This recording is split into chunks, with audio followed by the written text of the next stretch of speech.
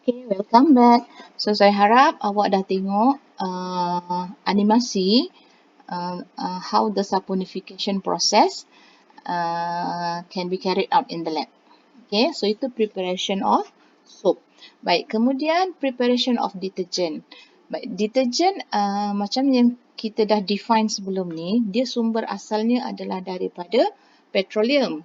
Jadi, kita akan ada dua jenis detergent iaitu salt of sulfonic acid dan yang kedua adalah salt of alkyl benzene sulfonic acid. Okay. Jadi prosesnya lebih kurang sama dua-dua ni walaupun dia cuma gunakan jenis asid yang berbeza sahaja. Okay. Jadi sumber asalnya adalah daripada satu bahan yang kita panggil sebagai alkin, di mana alkin ini adalah satu komponen yang terdapat dalam petroleum. Okay. Jadi alkin akan ditindakbalaskan dengan sulfuric acid untuk menghasilkan alkyl sulfonic acid.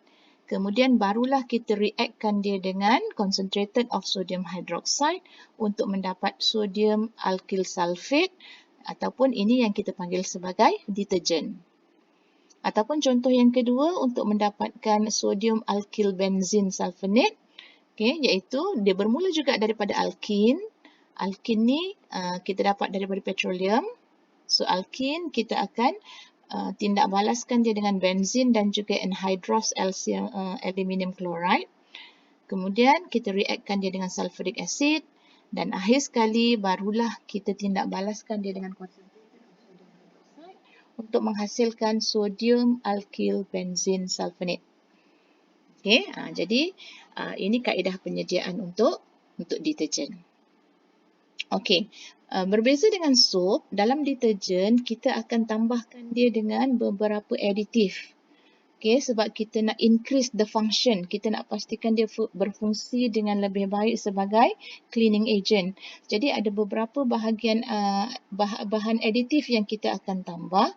Jadi ini awak kena memorize lah. Okay? So you have to memorize. Contohnya, kalau dia kata bahannya adalah optical whitener. So what is the function of optical whitener? So optical whitener, function dia is to make the clothes look shining and white. Contohnya. Jadi yang ini fungsinya awak kena hafal. Baik, kemudian yang ini similarities. Yang ini persamaan antara soap and detergent. Iaitu how soap and detergent work. Macam mana dia berfungsi, macam mana dia bertindak, macam mana dia bekerja dalam membersihkan kotoran. So yang ini awak pastikan you have to know how to describe, macam mana nak menceritakan apa proses yang berlaku semasa proses pembersihan pakaian contohnya. Okay, jadi kena explain step by step macam ni. Okay, jadi awak kena bermula dengan awak kena mention sama ada soap maupun detergent, it will consist of hydrophobic part and the hydrophilic part. Okay, jadi bila dia ada dua-dua bahagian, kita tahu hydrophobic will dissolve in oil, whereas the hydrophilic will dissolve in water. So ini akan menyebabkan water surface tension dapat dikurangkan. So kita tahu minyak dengan air tak boleh bercampur sebab adanya water surface tension. Jadi bila kita gunakan sabun, sabun fungsinya ialah untuk reduce the surface tension. Membolehkan pakaian yang terkena kotoran itu dibasahi dengan sebaiknya. Okay, so dia boleh easily wet. Okay, jadi kita ada hydrophobic, dia akan dissolve in oil. Kita ada hydrophilic, dia akan dissolve in water. Jadi sekarang sabun kita ni berfungsi sebagai emulsifiers, iaitu dia nak mencampurkan dan memecahkan kita punya minyak, iaitu kotoran kita menjadi small droplets. Okay, jadi dia akan membentuk buih-buih sabun lah. Jadi buih-buih sabun tu yang nanti akan mengangkat kotoran itu daripada pakaian. So while scrubbing, bila kita scrub ataupun kita berus ataupun kita gonyol ataupun kalau masukkan dalam washing machine kan dia akan diputar. So during the process scrubbing tu apa yang berlaku adalah soap molecules akan disingkirkan daripada pakaian. So bila soap molecule tu tersingkir dari pakaian, at the same time dia akan membawa bersama kotoran-kotoran itu. Okay, ni satu contoh diagram lah yang boleh awak lihat macam mana sabun ataupun deterjen berfungsi semasa proses pembersihan. Okey, so ini katalah ni pakaian, ini kita punya pakaian. So ini ada satu tumpuk kotoran. Tumpuk kotoran kita ni biasanya terdiri daripada oil lah, lemak lah, minyak kuah kari ke sambal ke apa-apa kan. So itu sebenarnya adalah minyak. Jadi bila awak basuh je dengan air, sebab air dia ada water surface tension, so dia tak boleh nak melarutkan kotoran ini.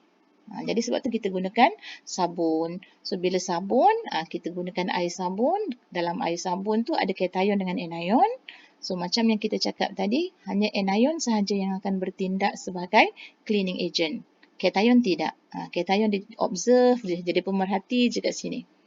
So anion ni nanti yang akan bertindak ke atas kotoran. Di mana kita tahu bahagian anion ini dia ada dua bahagian. Ada yang hidrofobik, ada yang hidrofilik. Jadi yang hidrofobik semuanya akan larut dalam kotoran. Okey, tapi yang hidrofilik dia tak boleh larut dalam kotoran sebab kotoran itu adalah terdiri daripada minyak. So hidrofilik ni akan tinggal kat dalam air kat luar ni.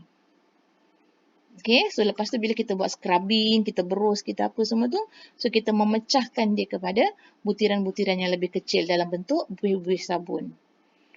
So when last part, biasanya bila kita nak membasuh, kita akan bilas. Rinse with a lot of water. So bila kita proses bilas, maknanya kita buang buih-buih sabun ni daripada pakaian. So at the same time, bila buih-buih sabun ini meninggalkan pakaian, dia akan membawa sekali kotoran-kotoran kita tu keluar daripada pakaian. Okay.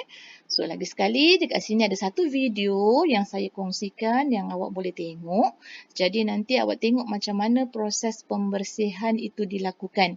Okay, ini satu animasi lah supaya kita boleh gambarkan dengan lebih jelas macam mana soap and detergent. Okay, dua-dua sama, baik soap ataupun detergent, begitulah cara dia bekerja untuk menghilangkan kotoran.